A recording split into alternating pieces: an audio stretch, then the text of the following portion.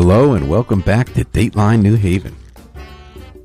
I'm your host, Paul Bass, inviting you to look behind the headlines on the stories that make New Haven tick. I'll tell you, we've got somebody here who makes our world tick every year. He's a state senator who is the president pro tem of the state senate. Just had a big year up in Hartford. He's going to tell us all about. State Senator Martin Looney. Welcome back to Dateline New Haven, Marty. Great to be with you, Paul, and always happy to be on Dateline New Haven. Well, you were the very first guest, not only on Dateline New Haven, but on WNHH FM in 2015, August, when the station started. I remember that well. It was a good time and continues to be. You were really a mainstay in the city in so many ways ever since the creation of the New Haven Independent. Oh, thank you very much, Marty. And Patricia Melton says hello. Hello, Patricia. Thanks for listening.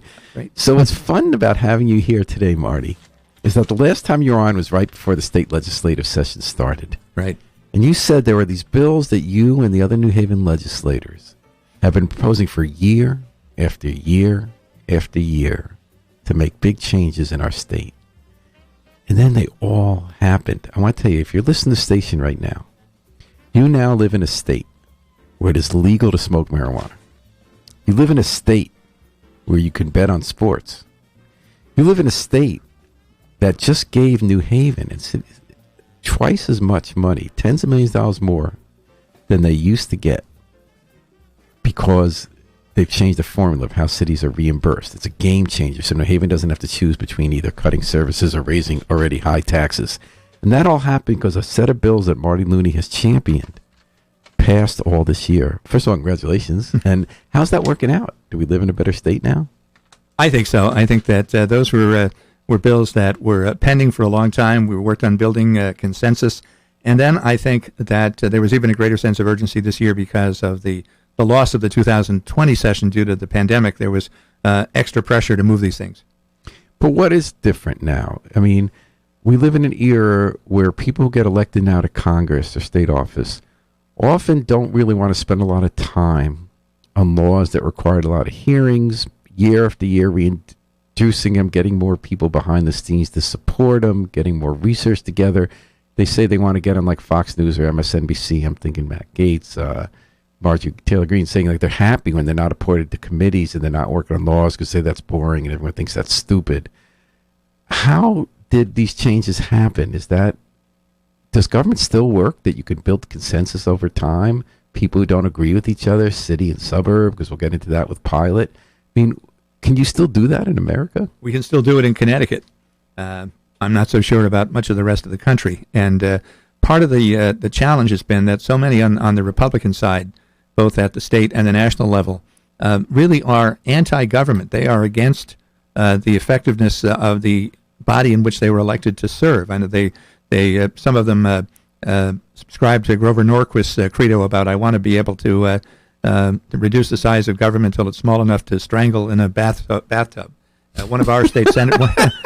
I've heard his other quote about starving the beast, but geez, and one of our state senators said something similar, although not as graphic. In a debate, he said, "I look forward to the time when the people in Connecticut will not have to pay any attention to anything we do up here." That's what I mean. Yes. So Patricia Melton says, "Epic changes, critical for equity and inclusion." What kind of state will we be, one that cares for all of its citizens? Thank you, Patricia, for weighing in.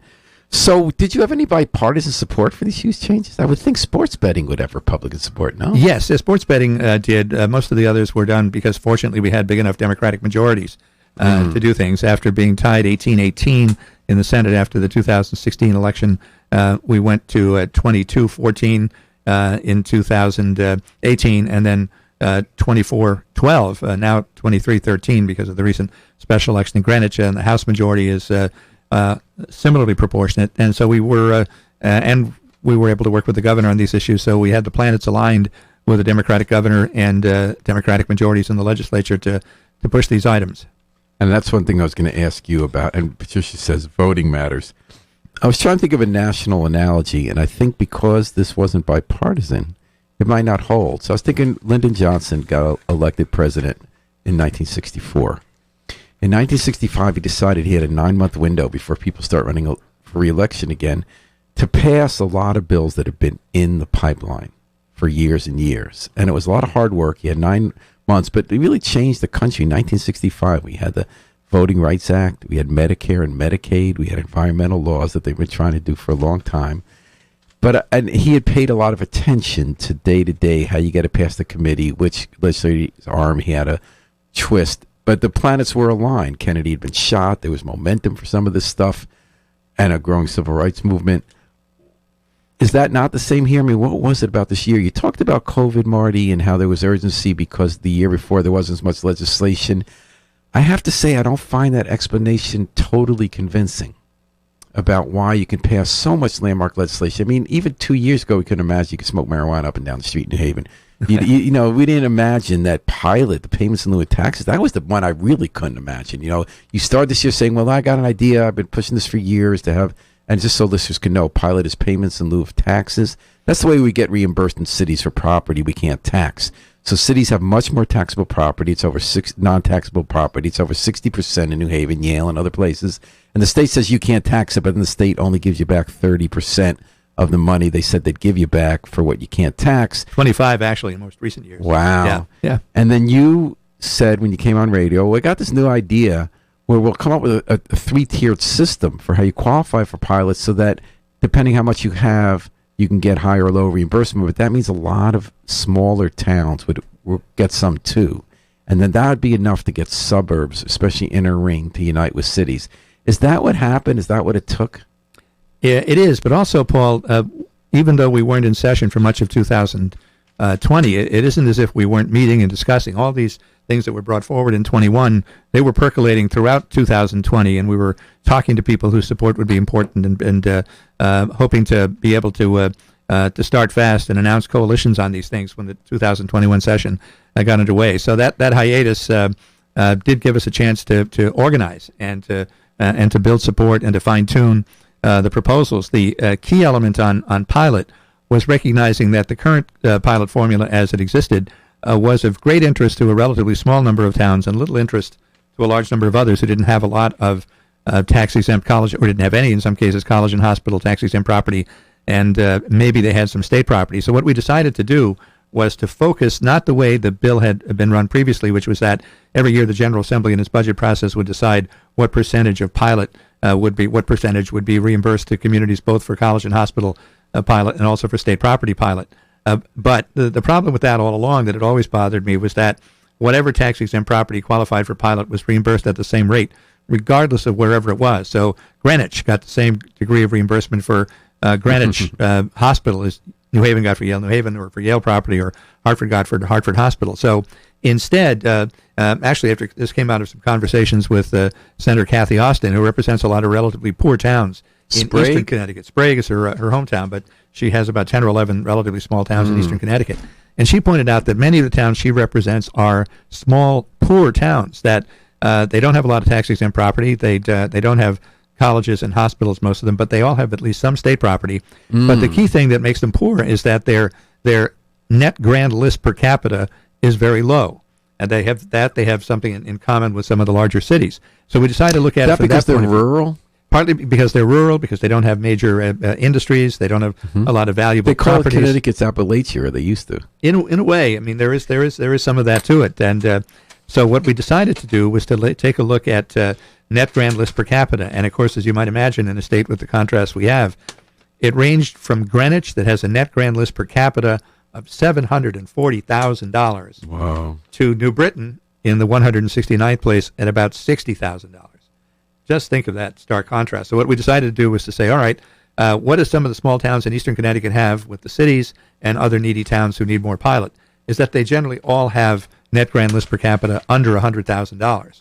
So we would set that first tier, the top tier for reimbursement for those under $100,000. But they'd still have to have state-owned property in their towns. Yes, but every town has at least some state-owned property. But what we did was we lumped the college and hospital and the state property together to create a common rate of reimbursement. Am I right to say that you were first elected, was it 1990 to the Senate? 1992. And then when you first in the House and... elected in 80, came in 81.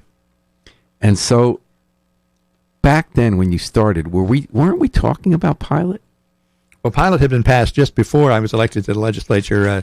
Actually, the people representing New Haven in the late the late 70s were leaders in getting Ted passed. Baldwin also behind the scenes was helpful. Behind the with that, scenes, right? I was working in City Hall at the time for Frank Logan. I remember the day that it passed. We had a celebration in City Hall with Ted Baldwin, who I think was the Corp Counsel then, and So when and you Rosa, first were elected, and, the key people at that time were Herb Stolberg and Joe Lieberman, actually, so at the legislature, at the legislature. Joe was Yeah. state senate president, wasn't he? No, he was unseated- majority leader. majority unseated Marcus, No, Marcus had left the Senate. because he had unseated him. he had unseated him back in 1970. Then he ran for Congress. And then he had unseated him, but then Joe was there until 80 when he ran left to for run for US Congress. And he lost. So to they were Congress. celebrating when you first went to state rep. They said, "Yay, we got a We had pilot." It was But funded then, at 25%. Whoa! And then when did we start to say we got to make a crusade out of getting more pilot reimbursement? It's when because back then we weren't as much of it meds in Ed City. We were getting there. We were getting there. It wasn't as we crucial we to New had Haven. more factory jobs. We had Right. other taxpayers. Absolutely. We weren't 50% yet, were we, of tax exempt property? No, it grew as Yale built more and the hospital So then we expanded. got to 60%, and now we're over. At what point in your career did it start becoming an issue that we felt in New Haven we needed to rally people to pass pilot reform? Oh, I would say within the last decade or so, and part of the problem was that we became concerned about the amount of tax-exempt property in the city, property being taken off the tax rolls, and the pilot reimbursement rate not keeping pace. But a part of the concern was that pilot was somewhat of a niche interest because so many communities had there were a small number that had a lot of tax-exempt property, and others not so much. So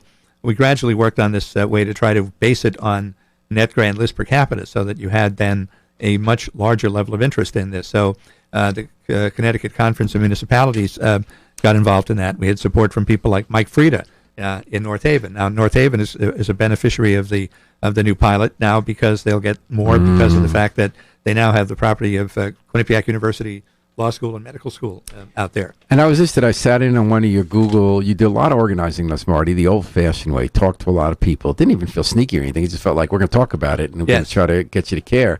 And you got, I think you had the first select woman of New Canaan, who I believe is Republican. That's right. And you had Mike Fried in North Haven, who's Republican. You had a prospect. One thing I heard on that call, Marty, tell me if I heard this right, was we agree with you that it's not fair. We agree with you we'd like to help New Haven as they see it. We see it as justice. They see it as help. But they said we're not going to do it if it means our taxes go up at all. So clearly what got Pilot over the line more than anything else was this new organizing strategy you came up with to deal more towns into having a stake. Right, and the fact that no one lost and everyone gained, but only in various degrees, because remember I said that the level of pilot reimbursement just before we enacted this was 25% for everybody, but the three tiers are 30%, 40%, and 50%. So even the wealthiest towns are getting slightly more than they were getting. They're going to get 30% instead of 25. The medium range, those between 100 and 200,000 net grand list per capita, will go from 25 to 40, and then the poor towns will go from 25 to 50. So, but what changed, I thought, was that other years we couldn't have done this without someone losing money. That's right. Other years it was going to be shifting money from one to the other. So pandemic relief. The pandemic relief money and the fact of the state's own budget improvement situation made it possible to do this year. We had more money to deal with, so we weren't trying to do something that took something away from one group and that there had to be losers if there were winners. So what happens when that money goes away? Well, I think we've now established this principle of equity, that it will be important to maintain that now that we've established it. Now, will that matter to North Haven and New Canaan, especially New Canaan? Will they still support you 2 years out if the bottom falls from all that pandemic relief money, and they suddenly will have to give up something for New Haven to get more? No, I think they will, because they are getting more than they were getting too under this. Because so you think having this principle established for how Pilot's going to work will last? I think so, and I think it also has focused attention on Pilot and the equity issues that were problems with the previous configuration of Pilot. All right, like what I mentioned, sounds great. Greenwich getting as much as on a as New Haven or Hartford for a particular piece of property. Martin Looney, state senator from New Haven, has been since 1992. He's the state senate pro tem, and in that role, he oversaw the passage of a lot of legislation we've been pushing for New Haven for a long time, decade or more. We're focusing at the beginning of the show, but not later, on the three key things that change a lot of people's lives. The way that New Haven got, I guess it's $50 million more in Pilot than we got before. That's right. It was $41 million before, and it's $91 million now. and then sports betting and marijuana. So we talked about the two reasons you were able to do pilot this year, among others, that you couldn't other years. When I look at sports betting and marijuana, I have a different theory for that one. Mm-hmm. That the world changed. That states around us all legalized marijuana, so it became more acceptable. We saw that could happen. The world doesn't end, and that is on top of year after year. It gets pushed by slightly more people because they're worried about the racial justice aspects and the demerits of prohibition. And that sports betting as well. It was getting adopted, am I not correct, in other states, so that if we don't go on, we just lose revenue. Our people can still buy marijuana in Northampton, Mass, right over the line, or New York, or they can do sports betting other places. We just won't benefit. Is that what got it over the line? I think in part, regarding the marijuana in particular, I think the fact that states in our region of the country had now legalized it, especially Massachusetts, and we're seeing the daily evidence of people traveling to Northampton or elsewhere in Massachusetts, and it seemed futile for us to continue to pretend that we could live in isolation and not do it. And then New York. And New York, too. Sports betting was a little bit different because our situation to legalize sports betting was more complex than that of other states because we had to deal with the two Native American tribes and had to have a negotiation between the governor and the tribal leaders for an adjustment to the compact that they had. So we weren't able to go ahead and just legalize it as other states could do. We had a negotiation that had to go into effect first, and the approval of that then had to be first submitted to the General Assembly, which we did, but is now pending before the Bureau of Native American Affairs, part of the Interior Department. We're expecting that to come forward. We had hoped that sports betting could be approved for the start of the NFL season, so it may not quite be there, so we may miss the first couple of weeks of the season, but we expect that it will be in place soon. Now, but everyone could do sports betting legally now online, right? Pretty much, yes. So what will change? I think that we'll have an involvement by the tribes, an involvement by other vendors, and some of the sports betting sites that currently exist will also be able to take bets. And I think that it will just recognize the growing reality of the way internet betting happens. But what is this in person when the tribes will do it in the other venues, or because we can already do it, right? Or are we banned in Connecticut? Like when we watch baseball, there are endless sports betting commercials. Someone watching that in Connecticut can't sign on and bet. They do, but the problem is now we'll be able to get some revenue from it. We'll be able to tax it. So is it legal for them sitting in Connecticut to go online and bet on sports? I think it's pretty much unregulated now. Yeah. So you just came in with a regulate, but it's also going to be in person now. Like yep, when you go in to person OTB? Too, at the OTB places and at the casinos. Right. Now, you already could go to OTB to bet on horse racing, so what made that sport different? I just think the history of that sport and how it's always operated. It was always set aside. One of the things that there was concern about making sure that sports betting was not legalized on in-state college teams. That was one of the things that most states have done in adopting legalized sports betting. So I know UConn was very concerned about that. Patricia asked, do some of the funds go to education from sports betting revenue? Well, they will go mostly into our general fund, and of course some of that does go to education. So everything everything gets helped to one extent and or what another. about addiction? So people worry about addiction with betting, that when the state makes money from sports betting, it promotes people to bet more and they have a problem. But are you saying this is all just going on so it just regulates it in a way that Connecticut gets the revenue? Right, and there will be some new money set aside for counseling for problem gamblers as well. So that is recognized in the bill. And then with marijuana, it's been kind of interesting that, in the universe you and I inhabit here in New Haven, it was kind of a given. For many years, you shouldn't legalize marijuana. People smoking anyway. It's not as bad as drinking. It makes it worse. And then you have all the problem, black and brown people disproportionately getting locked up. Has it worked out the way you're hoping now? Or because I know Colorado, they had second thoughts. They said it didn't work out the way we thought. There are a lot more car accidents. The big companies, the big growers, agricultural companies are dominating the market, so that the marijuana is much stronger and a lot of people getting sick. The edibles, they don't realize what they're eating. Have we seen any of that, or did we do a smarter way? Because I know the governor said we did it later and we learned from our neighbors. Well, I think the governor's right in that because we were not one of the early enactors, we were able to look at how the law was patterned in other states and to look at what worked and what didn't work so well.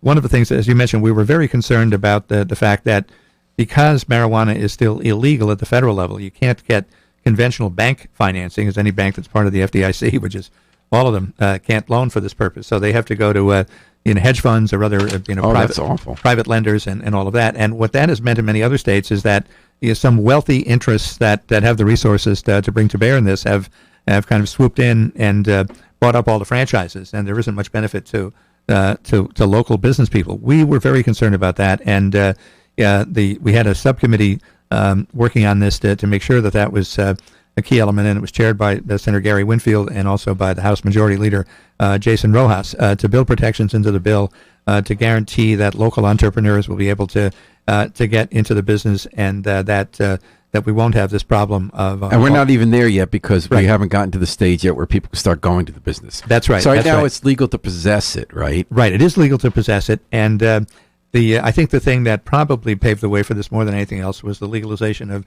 medical marijuana several years ago. And I think it created a climate where people then realized that moving to this extent was going to be inevitable. It was certainly a gradual process, because I remember when Massachusetts, I believe back in 2008, by ballot referendum, decriminalized the possession of small amounts of marijuana.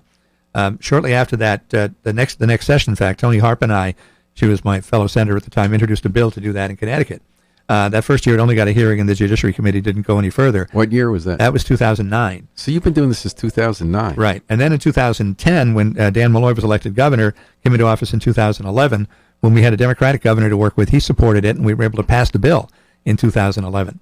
But one of the big differences, of course, is that budget or that initiatives like these policy questions can be put to the voters directly in Massachusetts, so we don't have that here. Initiative and referendum. Initiative and referendum. So, but some people could confuse the two. But initiative means that the public, in effect, can create legislation without an act of the legislature, and referendum is basically the public can repeal an act of the legislature after it's passed. But so there are differences. People often lump the two of them together. But so the three so-called grassroots democracy provisions were initiative, referendum, and also recall. We're seeing that underway now in California. California thing's crazy. What I can't get my mind around. Yeah, in California, if people in the first round of the election, 49.9% of the state says we want to keep the governor.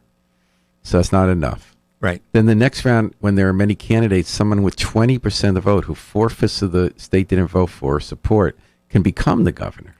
Exactly. That seems wildly that is wild. Anti-democratic. I think they really should have two separate election dates. First, the vote on are you going to recall the governor, and once that passes, if it does, then you have a campaign for people who want to run, and you might get more credible candidates running. So what do you think is going to happen? Do you think Newsom, because he's not getting the Latino vote, that's going to kill him? I hope he will hold on, even if it's narrowly. I mean, that's the process that elected Schwarzenegger, that he was the most popular and well-known of the 30-something people who were on the ballot when they decided to recall Gray Davis, right? That's kind of nuts. It is they nuts. Fixed that one. But it's not nuts. So now a state where New Haven gets $50 million more a year in pilot, where people can legally bet on sports and smoke marijuana. Is that a better state to live in? I think it is. It gives people more options, more freedoms to do what people are doing. Anyway, I think it makes the law less hypocritical because it recognizes what people are in fact going to be doing. Mm-hmm. All right. And we're talking with Martin Looney about the new state we live in, which is his state. He's changed the rules a lot with his colleagues over the years after a big session in the legislature 2021. You're listening to Dateline New Haven, 103.5 FM, live streamed at newhavenindependent.org. So we talked about some of the big stuff got passed, but some other stuff mattered a lot, too. I'm thinking earned income tax credit. Oh, yes. I think the first time I ever heard of that concept before Clinton did it, if I'm not mistaken, didn't you have a bill about that in the legislature when you were in the House? No, but it did. It actually passed in Washington. The federal earned income tax credit actually was supported. I think it first passed in the Ford administration. Okay. And it may have passed in the but it got championed by Clinton because the idea was that the way he was going to avoid being called the tax spend liberal if he was trying to help the poor was instead of raising taxes on the rich, he just reduced taxes on the poor. Right, and it also satisfied the requirement of many people said that this is not subsidizing lack of activity. You have to be employed and earning something in order to collect the earned income tax credit. So I first proposed it back in 2000. That's what I thought when I was president. When I was chair of the finance committee, and I was Senate chair of the finance committee, and even before I became majority leader in 2003, and then President Pro Tem in 2015. But back when I was Finance Committee Chair, I proposed it, and which was an expansion? Oh no, the creation. Was the creation, because at that time we were the only state one. We were the only state in our region that had a state income tax that did not have a state EITC that was pegged to some percentage of the federal EITC. And just so people just get it clear, an EITC, earned income tax and credit, means that if you make less than a certain amount of money, you get a credit on your taxes. You don't have to pay any. So if you normally be the tax, it basically moves up the tax bracket to start at like $50,000, right? Right. What it means is that even if you didn't have, if you're quite poor and you had no actual tax liability, you get a check. That's what we call it, a refundable credit. So it's not just a refund of taxes that income taxes that you actually paid, but in effect is converted into a grant. And that was one of the reasons that Republicans in Connecticut didn't support it, and that Governor Rowland and Governor Rell both blocked it during their tenure. And again, this is something we passed in 2011 when Governor Malloy came in, and we had a Democratic governor to work with. Their argument was that, well, many of these people are at an income level so low that they don't pay income taxes. But they completely ignore the fact that these people are, in fact, taxpayers. They pay a lot of sales tax. They pay tax on their cars. They pay property taxes through their rent. There are all kinds of, if they have any professional licenses, they pay them. The only tax they don't pay is the income tax. And if they're very poor. And the tricky thing is then people don't get the check unless they file a tax return. That's right. So That's every right. year we have all these community groups that volunteer and go around the community to try to convince people to file their taxes. That's right. And you have to file your federal tax return first in order it's pegged to that. Qualify for the federal. What EITC. percentage of eligible people do we reach that way? I think it's probably maybe half or more at this point. But and of course there's been a lot of outreach to help people be aware that this is a credit available. So if we lived in an ideal society, which we didn't have to do it the back way because of opponents' theories that aren't based in data about why people work or don't work, we could reach 100% of the people. Right, exactly. But I think the percentage has been growing up as it gets better publicized. But we established it in 2011 and at 30%. In the bipartisan budget of 2017, when we had to make a deal with the Republicans to get the budget passed, it dropped to 23%. But this year, we were able to bring it up to 30.5%. So it was a very substantial increase of about 32% in the ITC. So for their income earned in 2021, they'll get a 30.5% match of whatever their federal ITC credit is. Can we slow down and explain to people what those percentages mean? What is 30.5%? It is whatever their federal EITC credit is. They will get an additional 30.5% of that as a state credit. Taken off their income taxes or a refund. Or a refund, right. Now, in practice, am I wrong that the big change on that might have been helping people who are working at lower wage jobs, like minimum wage up to $20 an hour? Like, aren't there a lot of people now included because of what you passed this year who weren't included before? I think the issue is that, well, it doesn't really change the eligibility criteria, but it does mean that people will get more of a payment. What it does mean, though, is that the lowest income people obviously qualify for the most. There's a scale of how much you can get. If you're toward the upper limits of eligibility, you don't get as much. But the less income you get, the larger your federal credit is, and which means then you get. So in Connecticut, if you make credit. how many? If you're single or if you're in a family of four, how much can you make a year and still qualify for some? I think it's probably close to $40,000 a year. If there's, depending on how many dependents you have, family? I'm not sure that may be a couple. I think for a single, it's probably a little lower than that.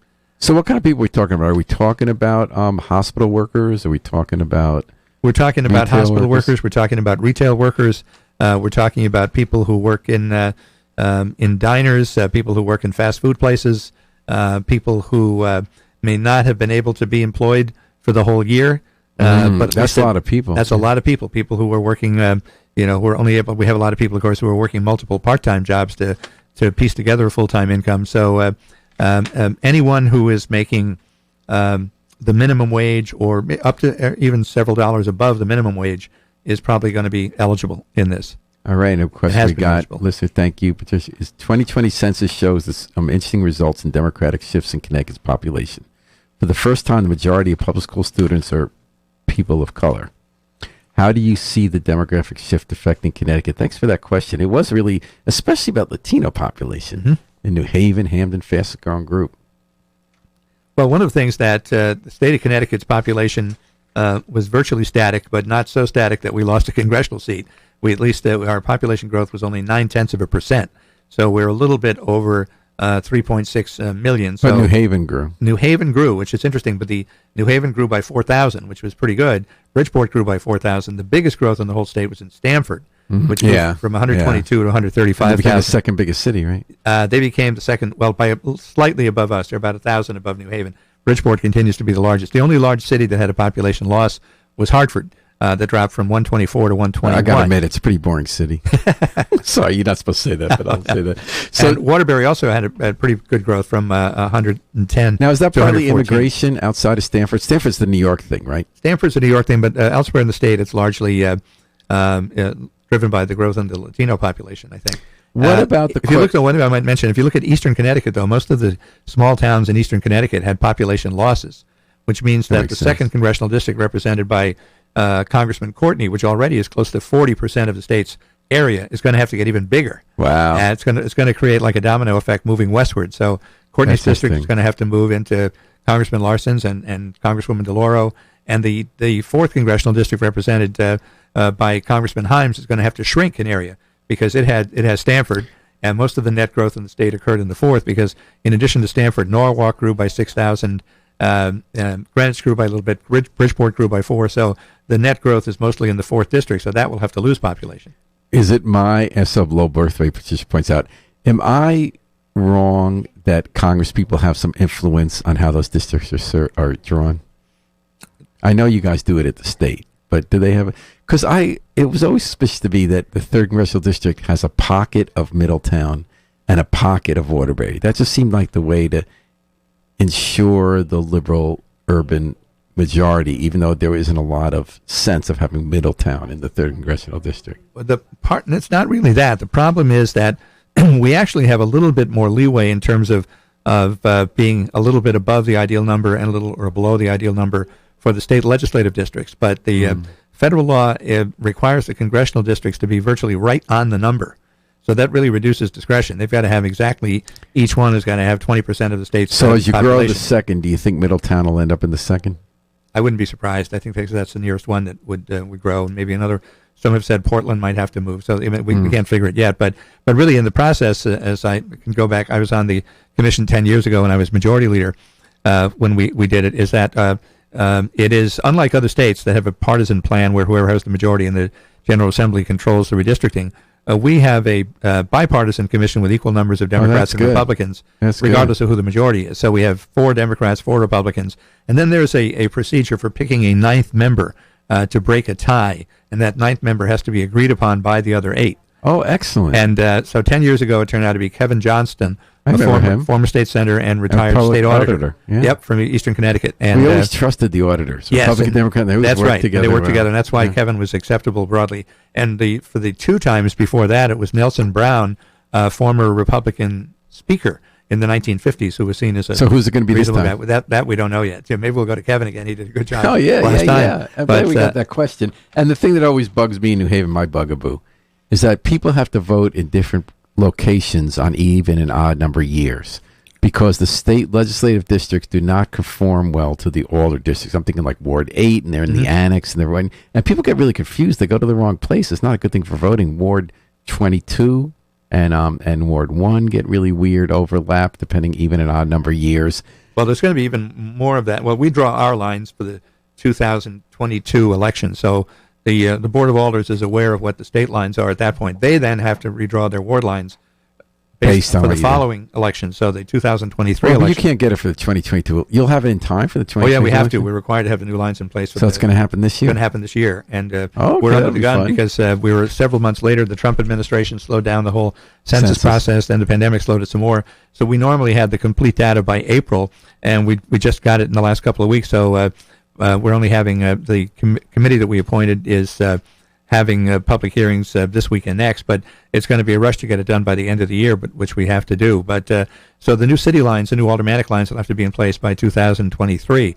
Now, one of the things that's going to impact that is, again, the city had a population growth of 4,000, but just like the state, that's not concentrated equally. The 7th Ward, as you would imagine, downtown New Haven, where a lot of people are living now who didn't live there 10 years ago with the growth of housing in downtown New Haven, the growth of employment downtown New Haven. You got the Audubon, you got the 360 State. There are now 2,200 more people living in the 7th Ward, then is the right number. And they don't vote on odd number years; they vote on E number. They're like one of the top and the. But now every ward is supposed to, based on this, on the population, should have about 4,500 people. 30 wards with 4,500 people apiece. Okay, so Ward 7 will get Ward carved 7 up. has 6,700 people living in it right now. And it's already got weirdly carved up last time, where Ward 1 goes under Crown Street, and Ward, there's so much building going on, as it says, and in the Hill, one of the wards in the Hill now goes into Worcester Square and part of downtown. And also last time, if I'm not mistaken, 10 years ago, the other issue in addition to this building that was beginning was the eastward movement of New Haven. The population went sort of your end of town. Yes. Yep. Yeah. I wonder what that's about. Yeah. It's going to. But the 7th Ward is going to be the kind of the focus. It's going to be the domino that moves everything else in terms of redrawing the ward lines. Interesting. We're talking to Marty Looney, State Senate President Pro Tem. Had an amazing year in changing how we live in New Haven. Before we go to what you'd like to see happen next, let's talk about some of the changes that didn't get as much attention in this year's legislative session. I know there's some changes to health care. What changed this year with healthcare? We actually had a really successful year in terms of healthcare protection, in terms of insurance law changes and consumer protection in that regard. If I can just quickly go down a few of them and talk about it, that we were able to, we had a very successful work by the Insurance and Real Estate Committee and also by the Public Health Committee, one of which was called an Act Concerning Prescription Drug Formularies.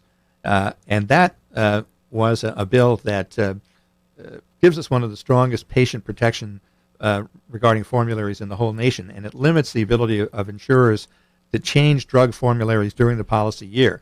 And it would, so many people will buy a policy just because a certain specialty drug that they take is covered. But until this bill passed, the company could just pull that out in the course of the policy year. Dumb question. Is the formulary what drugs you're allowed to get and how much you get reimbursed? That's right. That's it. How much you have to pay copay? Exactly. So you really, it matters a lot when you choose a policy because you decide, I take this drug, I'm going to have to pay a lot for this, or I'm not going to have to pay a lot for this. Exactly. So the bill prohibits health insurers from removing from the formula or moving it to a higher cost-sharing tier any covered drug during the plan year, so people can plan better for this. Also, we had another bill. It was kind of complicated, but it was very important regarding copay accumulators. And what that meant was that you have some people get coupons or something for copayments, and the way it was looked at is that the copayments were not in any way helping people with their deductibles, and they were still having to pay more despite the fact they had some of these copay accumulators to their benefit. Another important one. This goes back to a bill. So you have to see that when your copays are going to count toward right, your the deductible. copay will count. That's right. And we have about 15 years ago, and Chris Murphy was our Public Health Committee co-chair. We worked on a bill to dealing with the hospital collection practices and building consumer protections into that a number of hospitals were really gouging patients and putting liens on their houses at the time. I remember that. For unpaid bills. So what we did now is add a number of patient protections to that bill because it updates the existing hospital billing procedures now to ensure that these patient protections apply not only to hospitals, but also to other hospital-owned entities, of which there are so many now. You know, the hospitals have been buying up, especially Yale New Haven and Hartford Hospital, buying up so many facilities in the community. And we want to make sure that those billing practices apply to those hospitals. And what kind of protections has? They can't take your house? That they can't take your house, and they have to make you aware of any hospital bed funds or any other kind of access to any charitable funds that you might be able to take advantage of. And then another thing, before the session started, you were concerned about how hospitals and equity funds are buying up local practices. Yes. And you wanted there to be a state weighing in on that if they have, even if they have fewer than 8 physicians. Now, if they buy a practice, they have to, if they have 8 physicians or more, they need the state to say this is worthwhile. You get a certificate of need. You wanted to change the law so that even if it was 1 physician, they would have to get a certificate of need. Did that pass? What we've done is create a commission to study that issue, and then we hope maybe next year, based on the reports of that commission, to further reduce the number of practices that the number of practitioners that a certificate of need process would be applied to. Okay, and then you also wanted to prevent insurers from dropping children from their parents' medical coverage the minute they turn 26. Right now, the day you turn 26, they can drop you. You wanted to let them finish out that year. We did that also, right? And that succeeded. Right. And we also had a provision that also allowed people to stay on their parents' dental and medical up to age 26 also. And that passed too? That passed also. Oh, that's a biggie. Yes, it is. Yeah. Dental, and what was the other one? Mental and Mental health. dental and vision protection. Oh, vision. Yeah, that's a biggie on both sides of the life. Also Medicare. And Dan PF asked, thanks for listening. Ask Senator Looney. We will do that.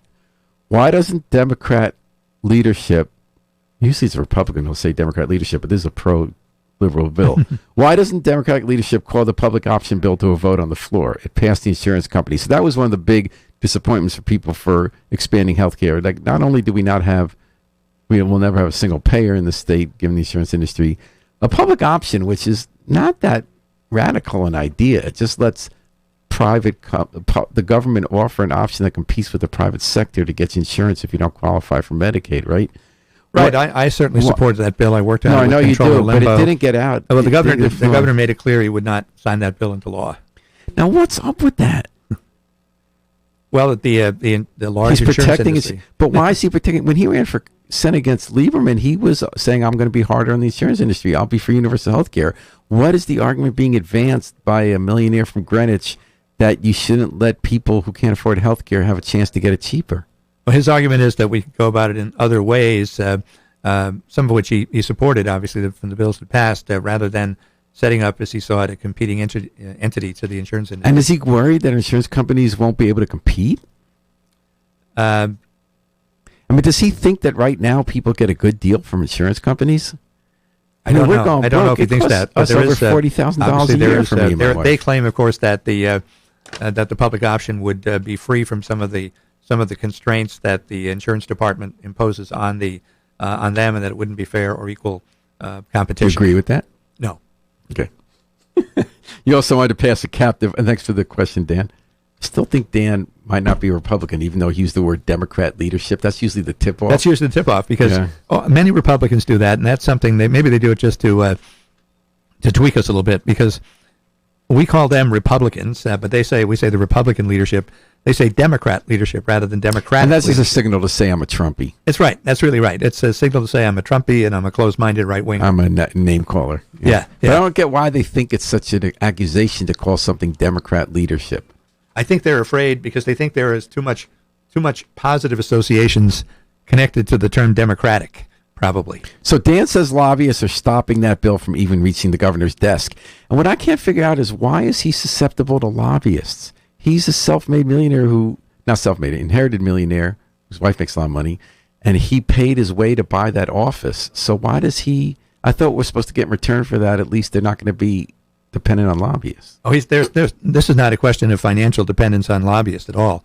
The governor's point of view, it's a concern that he has about protecting what he sees as a major industry in our state. Okay, so jobs. So he thinks it's the right thing to do, even if we don't agree with him. He thinks it's the right thing to do. Yes. Is that because he hangs out too much at yacht clubs in Greenwich? Because the other big issue, and this is my bugaboo, is that the wealthy pay so much less percentage-wise in taxes in Connecticut than working families. So we do have the earning tax credit, thank you, but the last time we even studied the numbers was 2014, when the state, I think it's the management budget, they did a study that showed that when you add up state and local taxes, if you're making $30,000-$40,000 a year, you pay something like twice the percentage of someone who makes $1 million a year. And they wouldn't even study that to get updated numbers, which are worse now because of income inequality. And we have a Democratic majority, a supermajority until the most recent legislature, and the governor will not budge. A Democratic governor, he says you're punishing success if you were to add marginal tax increases for people making $500,000 or $1 million a year and go up from 6.99 to 7.5%, or in capital gains. What's that all about? Why can't we move that needle? Well, first of all, we're scheduled to get a new the new study, new revenue impact study finally in 2022 to show us exactly what the tax incidence analysis is, updated from the last one that was done. And I hope that will give us more momentum. And I certainly hope that we get that early enough in the session to take action on, because that would be critical ammunition for us in terms of making the argument for. Now, is it going to be done? Whose office is doing the study? It's been done through the Office of Fiscal Analysis and outside consultants. Who do they report to? And office? Also OPM. So they have to give the report to the So legislature. it's not done through revenue, because we named a Republican who's against the income tax Mark Boughton, nice guy, to be Revenue Services Commissioner. Right. He has no say on the study.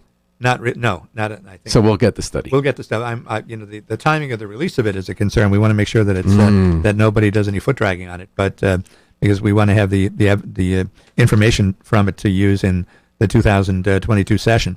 And are you promising to try to get that to the floor, or how are you going to deal with? Because Lamont's going to be running for re-election, so he's not going to want to be called someone who increased taxes. And often, when someone increases taxes just on millionaires, it somehow gets presented to voters, especially independent voters, which are a large block in the state. You're taxing all of us.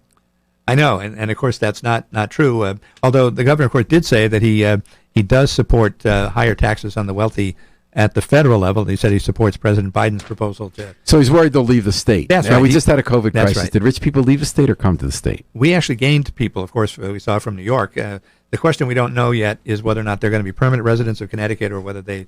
Well, the question is that people accuse us of not being intellectually honest, that they'll name 8, I think it was 8 one year, the article by Dan Harrenhurst, like 8 very wealthy people said, I can get lower taxes in Florida, so I'll live there more than Connecticut, right. And therefore you won't get the taxes, and that was enough to actually affect our budget. Yeah. Is that true? Because other people have said, in fact, a lot of people come here, and New York has even higher taxes. The real comparison is New York, New Jersey, which has some higher taxes in some of those categories, but people move there, or they go to Boston, and that you just have to make it a state that's good to live in, and that you're not. Are we losing people if we go to 7.5%? I don't think so. I think we have more people at the slightly lower income level that they're not celebrities, and they're not well known, but they're still quite wealthy, and I don't think they would be impacted by, as long as we are within a range and that we don't stand out as an outlier in our region, namely New York, New Jersey. So there's just no way you can compete Florida for certain individuals who are just very wealthy, greedy people who want to cheat and not pay taxes. Florida has an economy based on a different structure altogether. They're built on a tourist economy. They don't have state income tax, but they charge a lot to all the tourists who come in for it. But so you can't compete with a state that has a different kind of economy, namely Florida or the states that have large deposits of oil and gas. Or people who that's the top priority, that's such a high factor. That's right. But there are a lot of people who don't just pick it based on, can I have $1.5 billion versus $1.6 billion to my name? They also care, I want to live in. Absolutely. There's quality of life issues. So if everybody looked at it and say, I'm only going to live in the cheapest possible place I can, the whole country would be flocking to Mississippi and Arkansas. And that's not the case. That's a good point, Martin Looney. All right, before we let you go, Marty, what have you learned? Oh, COVID. Are we going to extend the governor's emergency powers, and why or why not? I believe we will. We will be coming into session before the end of September because the current emergency powers that he is operating under were extended in July, from July 30th to September 30th. So we need to take action again. We absolutely need to extend his emergency powers again because, first of all, the situation is actually more severe now than it was in July when you had Republicans opposing that extension and saying that, well, the pandemic has waned, it's over, it's alarmist to do this. Well, now we see it has come back with a vengeance. We're worried about even a greater spike in October now that kids and teachers have gone back to school and kids are back on college campuses. And some people say, well, why can't the legislature just do this? Well, the legislature is a deliberative body that takes some time to swing into action to do something. We're more like a battleship, and the executive branch is more like a nifty sailboat that can quickly pivot to do something. And the governor has to be able to react quickly when there is a sudden emergency that requires a change in policy. So I think that the governor has been, I think, quite reasonable, has not done any overreaching. His popularity went up greatly from the time the pandemic and the truth began. is, he doesn't go as fast as some people want him to because he is listening to other communities. He said, let the local community do your mask mandate. Yes. He understands that conditions do differ and that you're not going to get far because of the politics play. That's right. So I think he's been pragmatic and reasonable in a lot of that. But one thing I think we have to keep in mind is that there are times when there has to be decisive executive action at the state level. I think ultimately there's going to have to be more of a state action on mandates regarding masks because if you leave it to every town, that would seem to pretend that all people in all 169 towns are primarily spending their waking hours in those towns, which is not the case. Some people, live in one community, but they spend the bulk of their day somewhere else in another town that may have a vastly different immunization rate and a vastly different infection rate than the town they live in. So that's why I think ultimately it makes sense to have a statewide standard. But so some people say they understood why it happened the first year. We didn't know what was going on. We had to act so fast. But they'll say COVID is something we're now living with. So even though we're going to have spikes and valleys, it could be a couple more years. At what point does the legislature be able to step in and fulfill its role on decisive action and be part of a decision maker on decisive action? We dealt with that issue last year in legislation that we passed that said while the governor may continue to use emergency powers upon approval by the legislature, the Committee of Legislative Leaders now is empowered to revoke any particular executive order that the governor may issue within 36 hours of its issuance. So that would not require the entire legislature to convene, but just the President Pro Tem, the Speaker, the two majority leaders, and the two minority leaders would constitute a committee of 6 that would be able to revoke any particular executive order. So that's actually a much greater degree of legislative oversight than had existed before that law passed. And are we going to continue having hearings on Zoom? So when you have a lot more people can participate, it makes the hearings go on longer, but they also don't have to give up a whole day or 20 hours waiting in a line for a chance to talk 3 minutes to the legislators that could be home for a Zoom hearing and have the rest of their life. There are pros and cons of this Zoom legislating. There are. The Republicans try to say that we were being an affront to democracy by not having the Capitol open so people could come and testify in person. But more in reality, people as you testified. said, more people testified because now you can be at home and sign up, and you actually have more time to sign up for a public hearing. But then it also could make it go endlessly, right? It could make it go endlessly, and we did have long hearings. But now people, instead of sitting in a chair in the LOB for 8 hours waiting for your 3 minutes, you can sit in the comfort of your living room. So do you want to keep it that way? I don't think we're going to keep it that way indefinitely, but I think we will while there is a threat from the pandemic. And how long do you want to continue the governor's emergency powers? Well, I think the law that we adopted said that 6 months would be the maximum extension when we're not in session. Shorter than that while we are in session. So I want to hear what he says, what he's going to be requesting beyond September 30th. But it would make sense to do for at least another 60 days, which is what we did in July. Martin Looney, over 40 years you've been to the state legislature, and for a long time for that in government. You've risen to the top. You made a lot of stuff happen. You saw what can happen and what can't happen when you work hard over years, build coalitions, make your case. Has anything changed in your view of how government works and doesn't work as a result of that experience? Well, first of all, I believe that government can work, and I think that's a fundamental principle of the Democratic Party, that government, if it's well run, if it's professional, if it is mindful and responsible and accountable, it can do great things that are of a benefit to the public. And that's part of the problem. I think Republicans increasingly don't see that. Many Republicans run for office to campaign against the entity in which they're running to serve. And I think that is a dangerous thing that we've seen. I think we've seen that especially since Well, you always the Tea believed Party. that. That's why you went into government. Yes, yes. Has anything changed in how you saw what it takes to make great things happen? I think it does. I think it takes patience and some creativity and inventiveness and an ability to find out what it takes to achieve a consensus. You have to really know how far other people are willing to go and what constraints they're operating under in order to do something realistic. And one of the things that I see as the chair of the board of State Legislative Leaders Foundation is that there is a huge difference between legislators who come from states where there are term limits as opposed to those where there are not. The legislators from term-limited states, whether they be Democratic or Republican, tend to be people who are kind of limited to just shouting the talking points of one side or the other. The more nuanced positions are always taken by people who have been there longer and have actual experience. That's a great way to end it.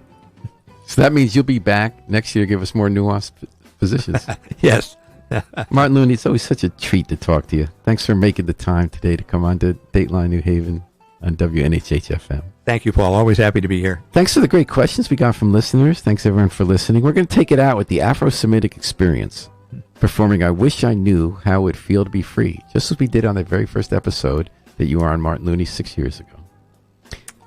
This is Paul Bass inviting you to fly free with us all day and all night on WNHH-FM, New Haven's home for community radio.